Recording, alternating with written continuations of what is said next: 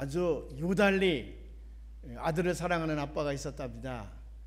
아들을 낳자마자 그때부터 기저귀도 자기가 빨고 채워주고 목욕도 자기가 시키고 또 아이들에게 우유도 먹이고 그러면서 아이에게 아주 굉장한 집착을 가지고 기르게 됐습니다. 이러다 보니까 아이가 자라면서 엄마는 거들떠보지도 아니하고 이 아이는 아빠만 따릅니다. 아빠만 따라요. 더군다나 엄마는 자기 취미생활하느라 아이를 잘 돌볼 시간이 없는데 마침 좋은 남편과 결혼을 해서 그 남편이 이제 열심히 아이를 키우는 겁니다. 시장에도 데려가고 옷 사러 갈 때도 꼭 아빠가 데려가고, 그래서 늘 이 아이는 아빠를 찾는 거예요. 엄마가 집에 있는데도 아빠 없어? 그래서 아빠가 없다 그러면 불안해하고요. 근데 이 아이가 5살 됐을 때에 이제 5월달 어머니 날이 있어서 이제 미국에서도 어머니 날이 되면 가족들이 이제 리유니언을 하거든요. 어머님한테 꽃도 보내고 선물도 주기 위해서 이제 어머니에게 달려가는 풍습이 많이 있는데, 이 부부도 이제 저 시골에 있는 어머니 집에 이제 가기로 했다는 겁니다. 근데 피치 못할 사정으로 자동차를 한 대만 몰고 가야 되는데 2대를 가게 됐대요. 엄마는 조금 더 오래 머물다 오고 남편은 이제 급히 와야 될 일이 있어서 2대를 몰고 이제 시골로 가기로 했답니다. 5살 먹은 아들이 근심 걱정이 많아요. 만일 2대가 같이 가다가 서로 잃어버리면 어떻게 할까 걱정이 많으니까 아빠에게 물었습니다. 가다가 혹시 잃어버리면 어떡하지? 아빠가 얘야 괜찮단다. 천천히 달리면 절대로 잃어버릴 염려가 없으니 걱정하지 말아라. 우리가 천천히 가면 절대로 잊어버리지 않는단다. 그래도 이 아들은 걱정이 많습니다. 그래서 아버지에게 다구쳐 묻는 거예요. 만일 잃어버리면 어떡하지요? 서로 이제 길을 잃어버리면 어떡하지요? 그러니까 아빠가 좀 심술궂은 마음이 생겨가지고 아이를 좀 놀려야 되겠다 그런 마음이 들었던 모양이에요. 그러니까 할 수 없지 뭐. 그러면 영원히 너희 엄마를 못 볼 수도 있지 뭐. 가다가 잃어버리면 영원히 다시 못 만날 수도 있어. 뭐 어때? 괜찮지. 그랬더니 이 아이가 한참 동안 고개를 숙이고 근심 걱정에 쌓였더니 아빠에게 하는 말이 그러면 난 엄마 차 타고 갈래 그러더래요. 아니 평생을 아빠 곁에만 살았는데 이 5살 먹어가지고도 엄마는 뭐 아이를 거들떠보지도 아니하고 이 아이는 늘 아빠만 같이 있기를 좋아했는데 글쎄 영원히 헤어질지도 모른다. 그러니까 이 아들 녀석이 고개를 숙이고 한참 혼자 고민하고 생각을 하더니 만일 그러면 난 엄마 차 타고 갈래. 아빠랑은 헤어져도 좋지만 엄마라고는 헤어질 수 없다는 얘기죠. 엄마하고는 헤어질 수 없다고 그러죠. 그게 사람의 본능, 아니 모든 동물의 본능일 것 같아요. 우리 교회 이상래 목사님이 아주 극진히 아내를 사랑하고 아이들을 극진히 돌봅니다. 그래서 그 막내 제이 녀석을 늘 달부다내요. 그래서 제이는 늘 엄마보다는 아빠를 좋아하는데, 그래서 제가 물어봤어요. 제이는 엄마는 거들떠보지도 않네. 그랬더니 그래도 잘 때는 엄마한테 가요. 그래. 이게 사람의 본능이에요. 사람의 본능이에요. 여기 아빠들이 많이 계신데 혹시 아들 녀석이 다 큰 다음에 엄마 편만 든다고 별로 역성낼 것 없습니다. 그게 살아있는 동물이 가지고 있는 본능인 것이니 어찌할 수 없죠 뭐. 그래도 그 아이가 아빠를 우습게 알겠습니까? 깊은 곳에는 아빠의 사랑도 알지만 본능적으로 이 사람은 엄마에게 찾아가는 것을 어찌할 수가 없습니다. 오늘이 이제 어버이 주일인데 본래 이제 미국에서는 어머니 주일입니다. 어머니 Mother's Day, 어머니 날인데 우리나라에 와서는 우리나라 사람들이 이제 상당히 그 동방예의지국이기 때문에 하나를 알면 열을 실천하는 나라거든요. 어머니 날이 우리나라에 들어오게 되니까 아버지도 같이 겸해서 해야 되겠다. 그래서 어버이 주일로 지키고 또 국가에서는 5월 8일을 어버이날로 그렇게 선포해서 부모님의 사랑과 그 은혜를 잊지 않게 했죠. 더 발전시켜서 이제 5월 5일은 어린이날, 5월 15일은 이제 스승의 날. 그래서 우리를 위해서 희생하시고 사랑을 베풀어 주신 그분들의 은혜를 잊지 말자. 그래서 아예 통째로 5월 한 달을 가정의 달로 정해놓고 모든 분들의 사랑과 그 은혜를 잊지 않고 다시 한번 이렇게 일깨워서 감사하는 마음을 갖게 하는 그런 나라로 5월을 우리나라 사람들은 발전시키게 됐습니다. 본래 이 어머니 날은 감리교에서 시작을 했습니다. 미국의 웨스트 버지니아라고 하는 아주 작은 주가 하나 있는데 지도를 잘 봐야 웨스트 버지니아가 어디 있는지 찾을 수가 있습니다. 그 웨스트 버지니아에 한국 사람이 전혀 안 사는 줄 알았는데 내륙 지방이고 조그만 그런 주이기 때문에 한 25, 6년 전에 저를 보고 부흥회를 거기 몰간 타운이라는 곳에서 후배 목사님이 사역을 하는데 오라 그래서 그 시골에 한국 사람 몇 명이나 모일까 그러고 갔더니 그 몰간 타운에 웨스트 버지니아 유니버시티가 있는데 주립대학이 있는데 그 대학에 한국 유학생이 1000명 이상 있더라고요. 깜짝 놀랐습니다. 아, 어떻게 이렇게 한국 사람이 많이 살까? 거기에 이제 그 웹스터라고 하는 작은 마을에 있는 감리교회에 안나 자비스라고 하는 그런 여선생이 하나 있었습니다. 근데 자기 어머니가 홀로 되어져서 자기를 극진히 정성을 들여서 길러주셨는데 그 어머니는 평생 주일학교 교사로 열심히 아이들을 가르쳤고 또 여선교 활동, United Methodist Women이라 그래서 미국 여선교 활동을 열심히 하면서 그러면서 이제 제법 사회 활동을 하신 분인데 이 어머니가 갑자기 돌아가시게 됐습니다. 그래서 안나는 자기 어머님의 사랑과 그 은혜를 잊을 길이 없어서 혼자 고심을 하다가 교회에 가서 이 제단꽃이죠. 이 제단꽃을 헌화를 했습니다. 어머님이 제일 좋아했던 흰 카네이션으로 제단꽃을 헌화하고 목사님께 말씀드려서 엄마를 아는 사람 그리고 엄마에게 배운 사람 이 사람들이 모아서 어머니를 추도하는 예배를 드리게 됐습니다. 그러면서 안나가 말하기를 우리를 위해서 온 삶을 다 희생하신 어머님의 그 사랑과 그 은혜를 우리는 잊어서는 안 되겠다. 그래서 어머니를 기념하는 운동을 좀 벌여야 되겠다. 이제 그런 운동이 번지게 되니까 그 다음 해 5월 둘째 주일이 자기 어머니가 돌아가신 날인데 자기 교회에서 큰 행사를 갖게 됩니다. 그 어머니에게서 주일학교에서 공부를 하고 큰 사람들 또 그 교회 어머니와 함께 관계를 맺고 있던 여선교 회원들을 중심으로 해서 그 지역의 감리교 교인들에게 통보를 해가지고 그날 그 미세스 자비스에 대한 기념일이기도 하지만 어머니를 기념하는 행사를 우리 교회에서 가졌으면 좋겠다. 몇 명이 모였냐면 470여 명이 모였다는 거예요. 그 안나 자비스는 자기 어머니를 생각해서 자기 어머니가 그렇게도 좋아했던 이 카네이션 500여 송이를 준비하고 있다가 거기 참여하는 사람들에게 가슴에다가 카네이션을 달아드렸습니다.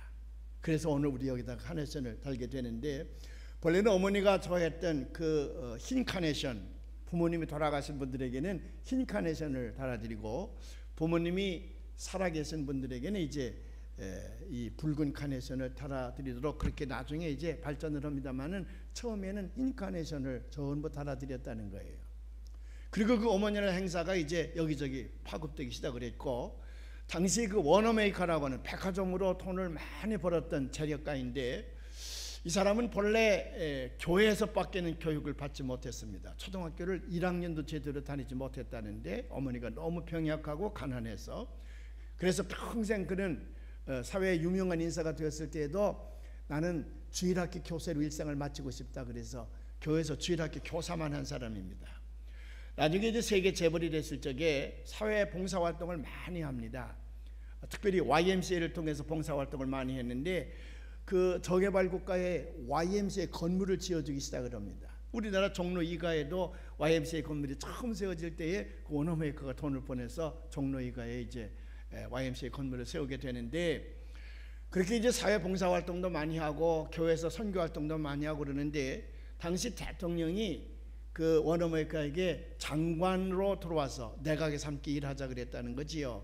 근데 이 워너메이커는 거부했다는 거 아닙니까? 왜 거부하냐 그랬더니 나는 주일날이면 교회 가서 주일학교 교사를 해야 되는데 내가 교육받은 것은 주일학교이기 때문에 평생 내가 주일학교에서 봉사하기로 하나님 앞에 결심을 했는데 장관 일을 하다가 국가일로 주일을 범하게 되면 나를 기다리는 학생들에게 내가 할 말이 없다. 그러니 나는 주일을 범할 수가 없어서 장관직을 맡을 수가 없다. 그렇게 정중히 사양을 했다는 거지요. 그때 대통령이 너무 감명을 받아가지고 당신에게는 예외 조치로 절대로 주일날 국가 행사에 참여 안 해도 좋다는 허락을 제가 하겠습니다. 그러니 장관직을 맡아달라 그래서 이분이 이제 최신부 장관을 맡은 거지요.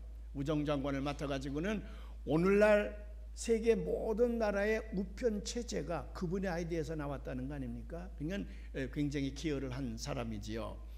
정치계에서도 또 재벌로서의 큰 영향을 미치고 있는 워너메이커에게 안나 자비스가 편지를 보냅니다.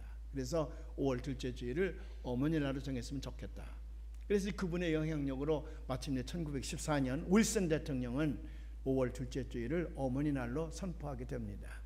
우리나라에 그게 들어와서 우리도 이제 5월 둘째 주일을 어버이날로 이렇게 지키게 됐는데, 오늘이 어버이날을 맞이해서 우리를 낳아서 길러주신 우리의 엄마 아빠, 그리고 우리를 가르치시느라고 많은 고생을 했었던 그 5월의 모든 선생님들, 또 뿐만 아니라 우리에게 좋은 부모를 주셨던 하나님의 은혜에 감사하는 오늘이 되시기를 주님의 이름으로 축원을 합니다.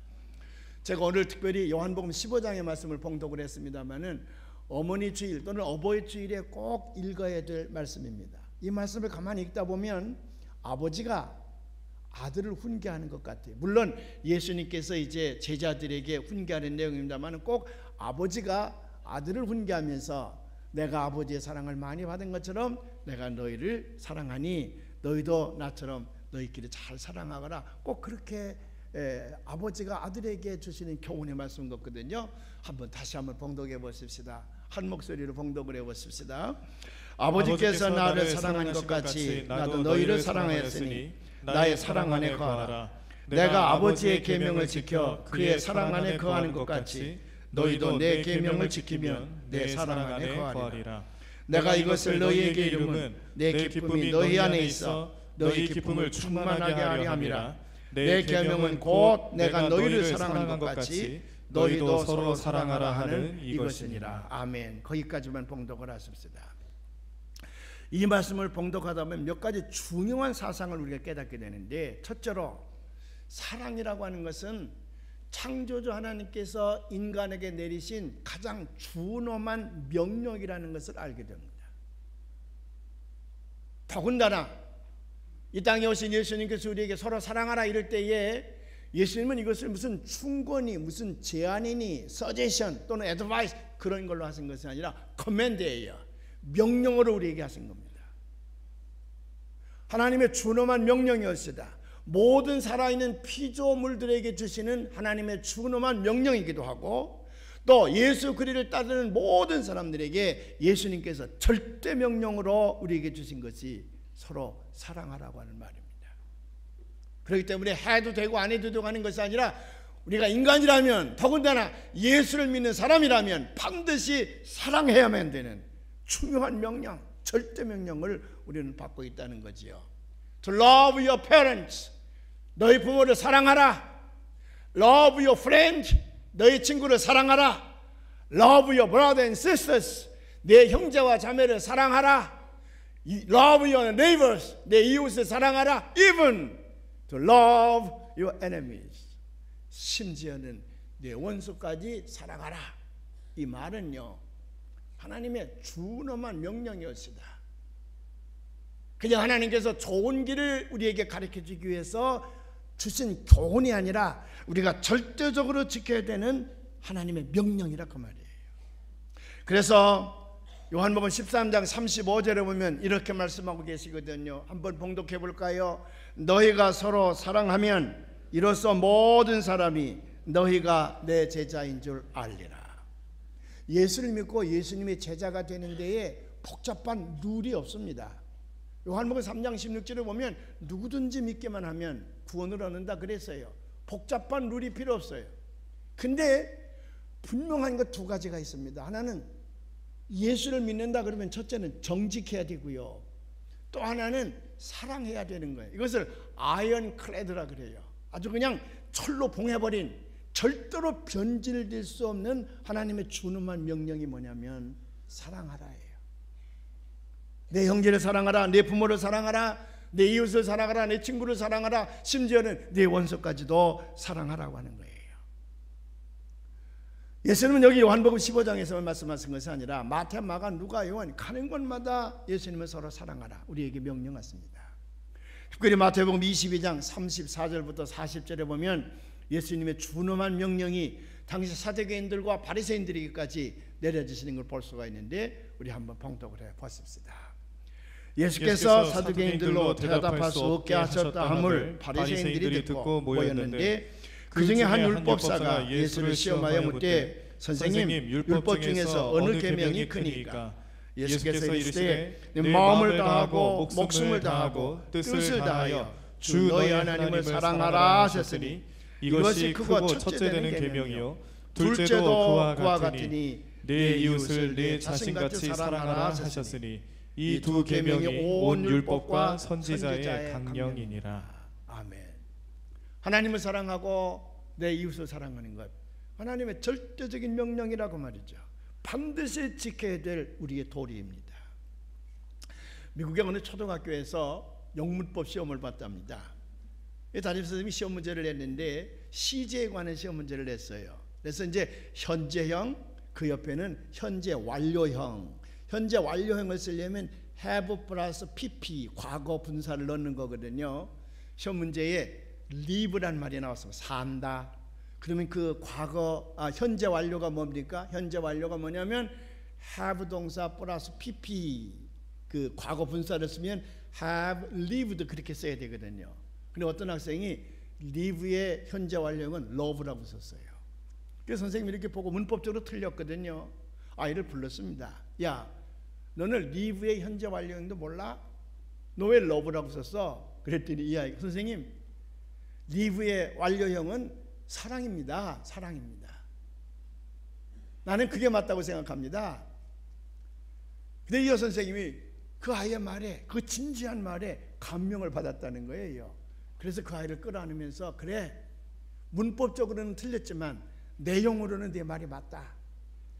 산다는 것은 사랑하는 것이고 사는 것의 완료형은 틀림없이 내 말대로 사랑하는 것이구나. 그래서 그분이 글을 썼습니다. 뭐라고 썼냐면 리브의 완료형은 러브이다. 그런 글을 하나 썼어요. 그래서 그 초등학교 학생으로도 받은 자기 마음속에 감동받은 이야기를 어느 잡지에 실린 것을 제가 읽게 됐습니다. 오토버그라고 하는 유명한 심리학자요 작가인 사람이 이런 글을 소개합니다. 자기 친구에 관한 얘기인데 그 친구 어머니는 5번을 결혼했습니다. 근데 5번을 결혼했는데도 지금은 홀로 살아요. 다 마음에 들지 않기 때문에 이혼을 한 거지요. 그 사이에서 아들이 한 10명쯤 태어났어요. 많은 아이들을 낳았습니다. 근데 어머니는 그 아이들도 자기가 돌보지 않았어요. 자기 욕망을 따라서 자기 멋대로 인생을 산 사람이 그 어머니예요. 근데 이 어머니가 50대 후반에 병이 들었습니다. 근육이 사라지는 병이 들었어요. 우리가 이렇게 움직이는 건 근육 때문에 움직이는 거거든요. 근육을 잘 발달시켜 놔야 우리 뼈도 이제 든든하게 지탱할 수가 있고, 그런데 이 근육이 사라지니까 몸을 움직일 수 없게 되잖아요. 처음엔 걸음을 잘 못 걷더니 그 다음에는 이제 두 팔을 잘 못 움직이게 되고, 그러니까 이제 누워서 입하고 눈만 사는 게 되는 거죠.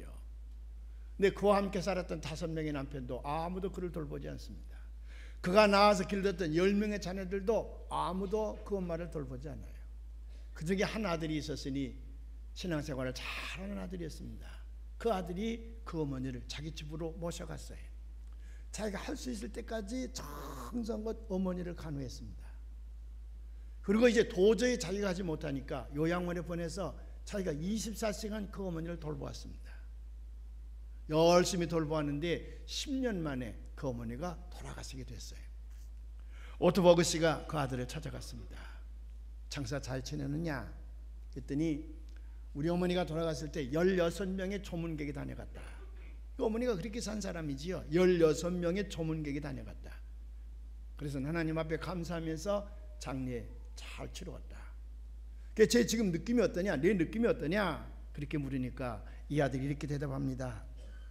나는 오늘 분명하게 내게 말할 수 있는 것은 사랑은 하나님의 명령이다. 사랑은 하나님의 명령이다. 그래서 나는 그 하나님의 명령에 순종했는데 마음이 기쁘다. 더군다나 왜 하나님이 이것을 명령했을까? 얘들아 사랑하며 살거라 이렇게 그냥 가르치는 하나의 교훈이요 충고를 했을 텐데도 왜 절대적인 명령 커맨드먼트로 이 일을 우리에게 시켰었을까? 그것은 가장 어려울 때에 가장 필요로 하는 것이 사랑이기 때문에 하나님 우리에게 이것을 명령하셨다는 것을 내가 지난 10년 동안에 깨닫게 되었다. 사랑은 여러분, 사랑은 명령입니다. 다른 말로 얘기하면 내가 예수님을 열심히 믿습니다. 하나님을 잘 공경합니다. 내가 못합니다. 아무리 많은 일을 한다 할지라도 내가 사랑을 하지 아니하면 하나님에게 불순종하는 거라는 거예요. 예수님의 제자가 되는 길은 사랑하는 길입니다. 그걸 우리는 가슴에 잘 새겨야 될 줄로 압니다. 두 번째로 우리는 이 요한복음 15장의 말씀을 통해서 뭘 깨닫냐 그러면 사랑은 희생이 동반되어질 때에 진정한 사랑이구나 하는 것을 깨닫게 되는 거예요. 겉사랑은요 사랑이 아니에요. 껍데기 사랑은 사랑이 아니에요. 진정한 사랑은 뭐냐 그러면 희생이 동반되어질 때에 sacrificial이라 희생이 동반되어질 때에 그게 진정한 사랑이라는 거예요. 희생이 동반되어질 때 그 사랑이 기적을 일으키고 그 사랑이 많은 사람들을 감동시킨다고 하는 겁니다. 그래서 오늘 13절에서 어떻게 말씀하십니까? 한번 봉독해 보십시다. 사람이 친구를 위하여 자기 목숨을 버리면 이보다 더 큰 사랑이 없나니. 우리 살아있는 사람들끼리 사랑의 관계가 형성될 때에는 아주 센티멘탈하고 감성적인 감정에 의해서 사랑의 관계가 형성이 된다는 거예요. 기본적으로. 다른 말로 얘기하면 저 사람이 나를 극진히 사랑해 주기 때문에 내가 사랑하는 겁니다. 또 저 사람이 나를 많은 것을 도와줬기 때문에 나는 그를 사랑해야만 합니다. 조금 더 발전하면 내가 저를 많이 사랑하면 저 사람이 나중에 나에게 큰 도움을 줄 것이기 때문에 그걸 기대하고 사랑하는 것. 이게 센티멘탈한 사랑이라는 거지. 이런 사랑을 노래하고 이런 사랑을 아쉬워하고 이런 사랑 앞에 값싼 눈물을 흘리곤 한다는 거예요. 근데 성경이 가르치는 사랑은 아닙니다. give and take의 사랑이 아니라 성경이 우리에게 가르치는 사랑은 나를 희생하는 거예요. 저를 살리기 위하여 나를 희생하는 것. 그래서 하나님의 사랑이 어디에서 결정적으로 나타나냐 그러면 십자가 위에서 독생자 예수 그리스도를 우리를 위하여 희생시키는 데서 하나님의 사랑이 절정에 나타나는 겁니다. 친구를 위하여 목숨을 버리면 이보다 더 큰 사랑이 없다. 예수님께서 가르치시고서는 너희는 나의 친구라. 그래서 우리를 살려내시기 위해서 예수님이 십자가를 지지 않으셨습니까? 십자가를 지셨거든요. 우리에게 진정한 사랑은 그렇기 때문에 희생이 동반되는 것입니다. 남아메리카에는 큰 산맥이 안데스 산맥이라는 산맥이 있습니다. 저 북아메리카에 락크 산맥이 아주 중심을 이루고 있다 그러면 남아메리카는 이제 안데르 산맥이 있는데 그 안데르 산맥 한 중간쯤에서 두 개의 부족이 원수처럼 살았습니다. 산 위에 사는 부족이 있고 산 아래 평야의 지대에 살고 있는 부족이 있었는데 이 두 부족이 원수지간이에요. 산 아래 사는 이제 부족은 평화주의자들입니다. 거기서 농사를 지으면서 이제 사는 사람들인데 이게 산 위에 사는 부족은 사냥을 좋아하고 거기는 식량을 많이 구할 수가 없으니까 툭 하면 내려와서 이제 산 아래에 있는 부족들을 침략해 들어가서 물건을 뺏어가고 아주 독한 족속이야. 툭 하면 내려와서 이제 산 아래 사람들이 그 식량을 다 훔쳐가고 또는 뺏어가곤 합니다. 어느 해인가도 마찬가지로 가을에 농사를 짓고 나니까 산 아래에 있는 사람들이 들여나가 있는 사이에 산 위에 있는 부족이 내려와서 침략해 들어와 가지고는 1년 동안 농사 지은 걸 몽땅 뺏어갔어요. 근데 식량만 뺏어간 것이 아니라 아주 어린 젖 먹는 어린 남자 하나 아이를 데려가 버리고 말았습니다. 족장을 중심으로 해서 이제 이 부족들이 모였습니다. 식량을 잃어버린 게 괜찮지만은 어느 과부가 가지고 있는 그 아들을 데려갔으니 어떻게 해서든지 아들을 되찾아야 되겠다. 그래서 아주 특수부대를 특공대를 조직을 해서 어떻게 해서든지 산 위에 공격을 해서 이 아이들을 뺏어오자. 아이를 하나 뺏어오기 위해서 이제 특공대를 조직해서 훈련을 하고 작전을 세웁니다. 그리고 산 위를 공격해 들어가는데 산 중도까지는 갈 수가 있었는데 그부터는 이제 못 가는 거예요. 왜? 사람이 올라갈 수 있는 길마다 그 산 위에 사는 사람들이 요새를 만들어 놓고 지키고 있기 때문에 그 매복하고 있는 그 군인들을 산 밑에서는 당할 길이 없는 거라. 위에서 내려보고 화살을 쏘고 그러니까 도저히 돌을 굴리고 하니까 올라갈 수가 없어요. A루트, B루트, C루트, D루트 여러 루트를 시도했지만 다 실패했습니다. 이제 눈은 내리고 날씨는 추워지고 도저히 더 이상 식량도 떨어졌으니 더 이상 공격을 할 수가 없습니다. 족장이 특공대 부대원들을 모아놓고 안 되겠다. 우리는 여기서 멈춰야 되겠다. 도저히 아이를 데려왔으니 우리 철수하자. 그래서 이제 다 퇴각 명령을 내려가지고 군인들이 철수를 합니다. 그런데 사람이 도저히 올라갈 수 없는 그 낭떠러지에 웬 여자 하나가 나무 뿌리를 지탱하면서 내려오고 있단 말이에요. 가만히 보니까 등에다 뭘 쥐고 있어요. 가까이 오다 보니까 아이를 잃어버린 어머니야. 그리고 그 뒤에는 아이가 매달려 있단 말이에요.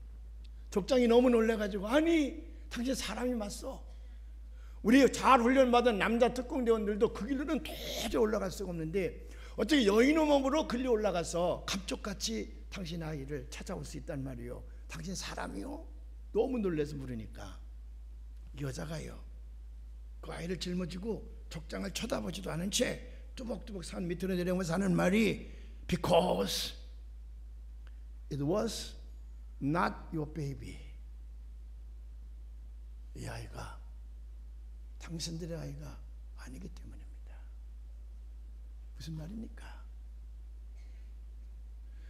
당신들은 이 아이를 낳은 사람이 아니기 때문에 아무리 노력을 해도 낳은 어미만큼 이 아이를 위해서 희생할 각오가 되어 있지 않았다는 거지요. 그래서 당신들은 데려올 수가 없었으나 나는 이 아이를 데려올 수가 있었다고 하는 겁니다. 사랑하는 여러분, 모든 부모들이요 이런 마음을 가지고 자식들을 길러낸 겁니다. 희생이 동반된 사랑에는 어떤 장애물도 뚫을 수가 있습니다. 그것이 어미의 심정이고 아비의 심정이고 그것이 부모님의 심정이거든요. 이 세상에서 우리의 need, 우리의 요구, 우리의 필요를 채워줄 분은 누굽니까? 부모님을 당할 자가 없는 거예요. 부부지간에도 어려움도 없습니다.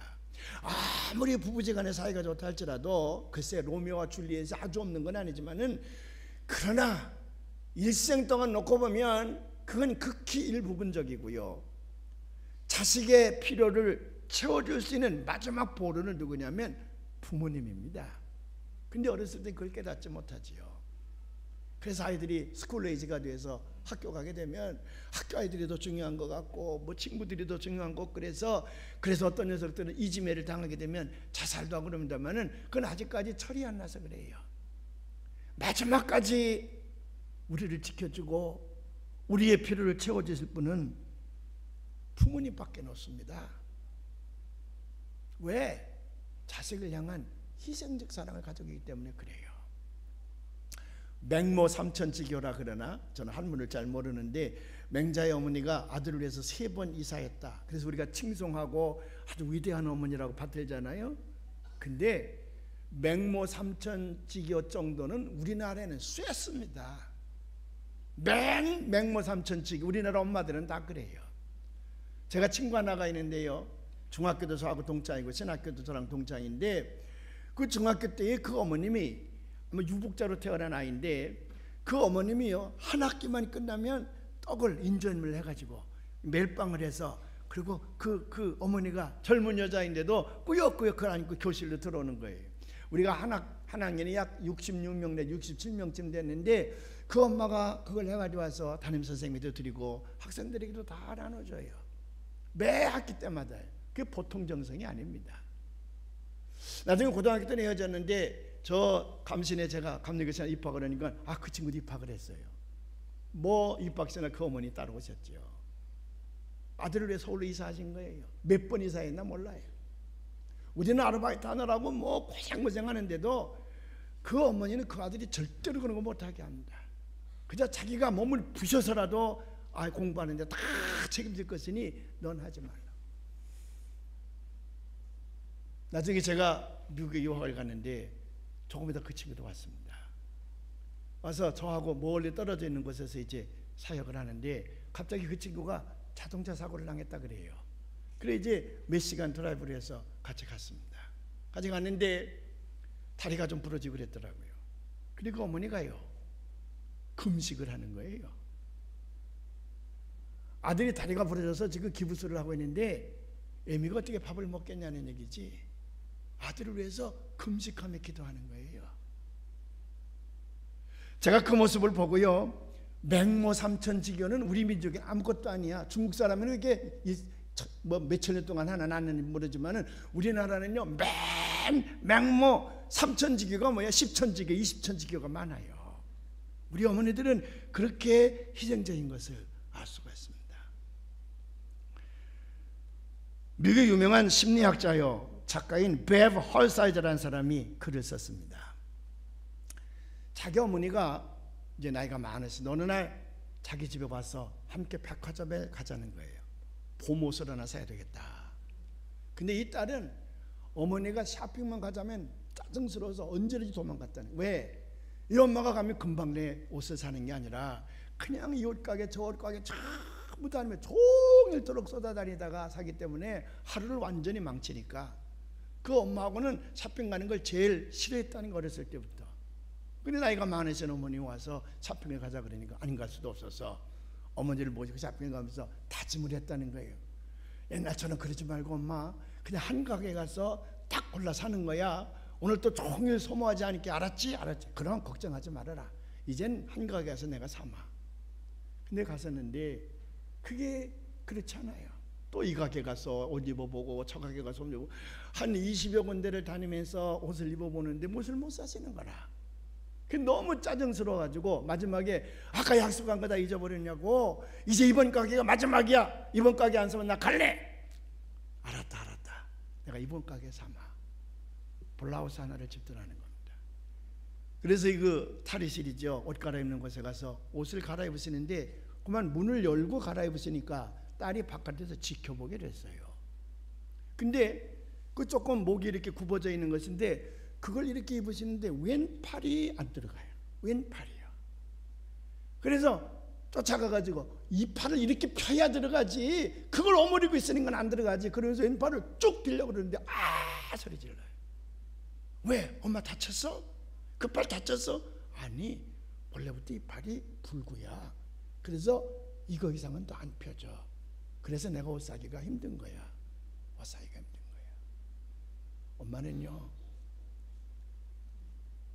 그 팔 때문에 거기 만든 옷을 사기가 이렇게 힘들었던 거라. 그래서 거기 저기 다니는데 딸은 평생 그걸 몰랐어. 엄마 이 팔이 불구였었어? 근데 우리한테 얘기 안 했어. 난 이거 몰랐잖아. 그래서 잘 도와서 입혀보니까 괜찮아요. 이거 삽시다. 사가지고 오는데 눈물이 막 앞을 가리는 거예요. 이 팔 가지고 나를 받으셨구나. 이 팔 가지고 나를 목욕시키셨구나. 이 팔 가지고 나를 젖 먹이셨구나. 이 팔 가지고 나를 옷 입히셨구나. 이 팔 가지고 나를 학교에 데리고 다니셨구나. 내가 그걸 몰랐네. 짜증만 냈네. 그래서 회개의 눈물을 흘리면서 집에까지 왔다는 거예요. 이게 저녁을 해서 먹고 엄마 근데 그 팔이 언제부터 병신이 됐어? 언제부터 불구가 됐어? 그러니까 이 팔 말이지 내가 너한테 얘기를 안 했는데 내가 3살인가 4살 먹었을 때에 우리가 시골 살 때다. 겨울을 나기 위해서 난로에다가 뗄 나무를 장작불을 쌓아놨는데 네가 어떻게 그 위에 가서 놀다가 내가 떨어지는 순간에 내가 뛰쳐가서 너는 받았는데 그 장작개비가 내게 쏟아지는 바람에 이걸 다쳐서 그때 치료를 잘못해서 이게 불구가 되었단다. 그래서 이 베브 헐사이저 여인은요 그 팔을 붙들고 키스를 하고 그리고 자기 품에다가 품으면서 엄마 내가 잘못했어. 엄마 내가 잘못했어. The most beautiful hands in the world. 이 세상에서 가장 아름다운 팔이건을 내가 이걸 모르고 엄마 앞에서 짜증만 냈네. 엄마 날 용서해. 엄마 날 용서해. 그가 주간제에 실린 그 수필의 내용이 The most beautiful hands in the world. 이 세상에서 가장 아름다운 팔, 아름다운 손. 희생이 있을 때에 값진 기적이 일어나는 겁니다. 그래서 진정한 사랑은 반드시 희생이 동반된다는 사실을 여러분 기억하시길 바랍니다. 마지막으로 사랑은 인생의 모든 것이다. Love is what life is about. What life is about. 사랑은 인생의 다예요. 다른 말로 얘기하면 사랑했던 인생이 가장 값진 인생이지 사랑이 없던 인생은 아무것도 아니야. 그건 헛된 인생이야. 잘못된 인생이에요. 실패한 인생이에요. 돈을 못 벌어 실패한 거 아닙니다. 내가 출세하지 못해서 실패한 건 아닙니다. 마흔이 배우지 못해서 실패한 건 아니에요. 언제 인생이 실패한 거냐 그러면 사랑이 없는 메마른 인생을 살았을 때에. 그래서 사도 바울은 고린도전서 13장에서 우리에게 눈물을 흘리며 가르친 내용입니다. 1절부터 3절까지 한번 우리가 읽어보려고 하는데 우리가 사랑의 장이라 그러지요. 우리 한번 봉독해 보십시다. 내가 사람의 방언과 천사의 말을 할지라도 사랑이 없으면 소리나는 구리와 울리는 꽹과리가 되고 내가 예언하는 능력이 있어 모든 비밀과 모든 지식을 알고 또 산을 옮길 만한 모든 믿음이 있을지라도 사랑이 없으면 내가 아무것도 아니요 내가 내게 있는 모든 것으로 구제하고 또 내 몸을 불사르게 내어줄지라도 사랑이 없으면 내게 아무 유익이 없느니라. 사랑이 없으면 I have no love, I have not love. 사랑이 없으면 I am nothing, I am nothing. 아무것도 아니라는 거예요. 사랑이 있는 인생이 가장 값진 인생이고 그게 인생이지 사랑이 없는 인생은 I am nothing, 아무것도 아니에요. 그래서 마지막 13절에 믿음, 소망, 사랑 이 세 가지는 항상 있을 것인데 그 중에 제일은 사랑이니라. 그 중에 제일은 사랑이니라. 제가 오래전에 저 인천 변두리 조그맣게 부흥회를 간 적이 있습니다. 근데 이제 낮 시간 공부를 마치고 났는데 어떤 분이 이제 호루만 집사님이 강사에게 이제 점심 대접을 하는 거예요. 그래서 목사님 네 분과 저와 이제 그분 앉아서 이제 점심 식사를 하는데 밥을 다 먹고 나서는 그분이 이런 얘기를 해요. 목사님, 전 지금은 교회 집사지만은 어렸을 때는 개판이었습니다. 내 멋대로 살았습니다. 초등학교 다닐 때부터 엄마 아빠가 하지 말라는 것만 골라서 했습니다. 담임 선생이 하지 말라는 것만 나쁜 짓만 하면서 제가 컸습니다. 중학교 고등학교 사춘기 때에도 가출하기를 밥 먹듯 했다는 거예요. 1년에 몇 번씩 집에 안 들어가고 떠돌아다니면서 출석일수보다는 결석일수가 더 많다는 거예요. 그래서 이제 고등학교를 마쳤는데 나중에 대학 간다 합시고 집을 나와가지고는 대학이고 뭐고 다 팽개치고요. 그리고 나쁜 애들과 어울리면서 못된 짓만 하고 다녔대요. 그래 술집으로 돌아다니면 술만 마시고 남에게 사기나 치고 이제 그러면서 이제 장사를 해도 사기꾼적인 장사를 하는 거지. 뭐 일확천금을 노린다 그랬지만 무슨 조직폭력배 수준으로 놀았으니까 무슨 일확천금 노릴 수도 없고 남의 가게 등쳐먹고 이제 그러기만 하고 살았는데 잘못 걸리다가 감옥서 가게 되면 그래서 집에 엄마한테 연락을 해서 그래서 돈을 갖다가 화해도 시키고 그래서 이제 감옥서에서 이제 나오기도 하고 그랬는데 나중에 이제 30이 되고 40이 됐을 적에는 그 조폭에 가담을 하고 동남아를 쓸고 다녔대요. 일본으로 베트남으로 저쪽 뭐 홍콩으로 싱가포르로 다니면서 그러면서 이제 국제사기단이 된 거지요. 그러라고 집에 거들떠보지 않아서 아버지가 돌아가셨는데도 소식도 못 들어서 가보지도 못했다는 거예요. 그렇게 엉터리 인생을 살았는데 50대 중반쯤 됐을 때에 소화가 잘 안 되고 몸에 이상이 와서 병원에 가 진단을 했더니 간경변이 왔는데 간이 굳어지는 병인데 의사 선생님이 희망이 없다 그러더래요. 이젠 조심조심해도 생명이 얼마 남지 않았으니 이제는 정리를 해야 된다 그러더래요. 그날 밤에 돌아와서 가만히 생각하니까 자기가 지금까지 산 인생이 너무 나쁘거든요. 너무 허랑방탕했거든. 내가 이대로 객지를 죽어서는 안 되겠다. 고향에 가서 부모님에게 사죄를 하고 그리고 평생 부모님 모시고 내가 살아야 되겠다. 다 정리를 하고 고향에 갔더니 아버님이 이미 돌아갔으니까 오래됐고 어머니가 그 예쁘고 그렇게 활달하고 그렇게 젊었던 어머니가 이제 70이 훨씬 넘으셔가지고 고부랑 할머니가 되었더래요. 얼굴이 주름이 가득 차고 손발 엉망이고 머리는 허옇그런데 다 그지 할머니처럼 됐더래요. 어머니 저예요. 그랬더니 그 어머니가요, 그 아들을 끌어안고 내가 올 줄 알았어. 우리 아들 올 줄 알았어. 그래서 이사도 안 거기 뛴 게야. 우리 아들 작가니까 반드시 올 줄 알았어. 그렇게 좋아하시더라는 거예요. 그래서 어머님께 사죄를 하고 이제는 어머니 곁에 떠나지 않겠습니다. 죽을 때까지 어머님을 잘 모시겠습니다. 정말 어머니를 잘해드리고 싶어서. 그래서 이제 주일이면 그 어머니를 따라서 교회도 오고, 그리고 나가서 일을 해서 돈을 벌면 어머니에게 다 갖다 드리고, 뭐든지 하고 싶은 것이라고, 뭐든지 어머니 하고 싶은 것이라고.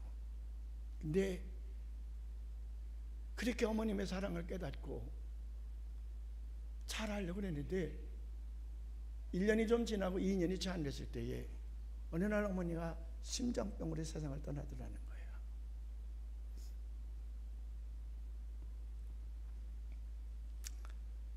어머니가 마지막 병원 이제 응급실에서 돌아가시는데, 어머니 돌아가시면 안 돼요. 더 사셔야지요. 제가 잘못한 거 용서 다 빌 때까지 더 사셔야지요. 아들은 어머니가 돌아가시기 너무 마음 아파서 막 몸부림을 치는데, 그 어머니가요, 아들에게 하는 말이 고맙다, 고맙다. 그리고 숨을 거두시더라는 거예요. 그분이 제게 하는 말이, 목사님 뭐가 고맙습니까?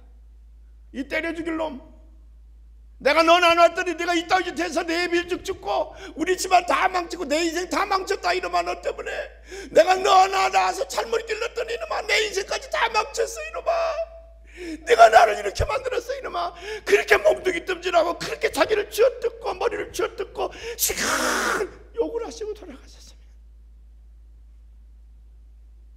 그러면 그래도 덜 미안하겠는데, 그 어머님이야 고맙다. 자기가 아무리 생각해도 자기는 어머니에게 고맙다는 말을 들을 아무런 자격이 없는 놈이라는 거야.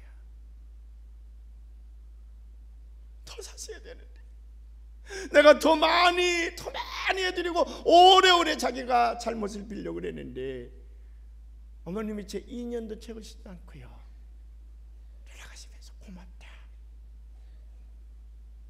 그래서 어머니 날만 되면 견딜 수 없다는 겁니다. 견딜 수 없다는 거예요. 그래 어머니를 산소에다 모시고 어머니 앞에서 결심을 했답니다. 이제는 내가 아무것도 할 수가 없습니다. 내가 어머니를 위해서 아무것도 할 수 없게 됐습니다. 그래서 한 가지 결심을 하지요. 이 못된 놈을 위해서 새벽마다 나가서 눈물 지며 기도했던 교회, 제가 죽을 때까지 어머니 대신 지키겠습니다. 그래서 그때부터 자기가 새벽기도 나오면서 그 교회를 지킨다는 거예요.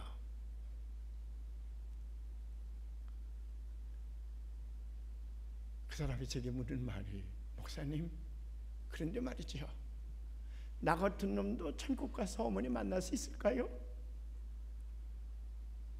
내가 사람도 죽이고 사람들 배에다 칼도 꽂고 내가 부모님 가슴에 내가 칼을 꽂은 사람인데, 나 같은 놈도 천국 가서 어머님 뵐 수 있나요? 나는 아직도 그게 마음이 확신이 안 선다는 거예요. 오늘 제가 주복 할렘에다도 썼습니다마는, 그날 그걸 쓰면서 제가 많이 울었습니다. 어머니가 안 계신 어머니를 금년에 처음 맞이하게 됐어요. 늘 의무적으로 어머니 날이 되면 잊어버릴까 노트하고 있다가 무슨 책임을 다하는 것처럼 아침에 어머니께 전화해서, 오늘 어머니 날이에요. 어머니 건강하시죠? 오늘 저녁 제가 내려갈게요. 어디 좋은 음식점 어디 맡아놓으세요. 제가 천장 대접해 드릴게요. 그게 지금까지요 제가 어머니를 위한답시고 했던 이 아들놈의 짓입니다. 근데 이번 어머니 날은요 전화 걸 데가 없네. 그나마 그것마저 할 곳이 없어. 그제서야 내가 난 아무것도 할 수 없구나. 나는 그동안에 어머니에게 잘못했던 것 어떻게 해서라도 내가 용서를 구하고 좀 잘해드리려고 해도 난 이 세상에서 아무것도 할 수가 없구나. I'm nothing. 아무것도 없구나. 그래서 그거를 제가 샀어요. 어머님 전상서. 여러분, 사랑이 없는 인생은 아무것도 아닙니다. 우린 5월 맞이해서 의무적이어도 좋습니다. 책임을 다하기 위해서도 좋습니다. 사랑할 수 있는 마음으로 불리떠들 있게 세워서, 아직 살아계신 부모님이 계시다 그러면 인생을 걸고 하십시오.